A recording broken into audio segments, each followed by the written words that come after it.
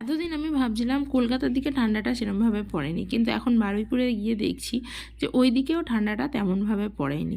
আমার মনের আশাটা মনে হচ্ছে অপূর্ণ থেকে যাবে। এখনও পর্যন্ত সবে একবার আমি সোয়েটার পরেছি, এখন ভালোভাবে তাও ইচ্ছাকৃত পরেছি, শীত এসেছে পরতে পারিনি তাই পরেছি। যাই হোক, বারুইপুরে হচ্ছিল মিলন মেলা। সন্ধেবেলা আমরা 4জন বেরিয়ে পড়েছি, মানে আমি, আম্মাজান, আব্বাজান, ইকরাম। তো ওনারা আসছেন গাড়িতে আর আমি চলে এসেছি অটো করে।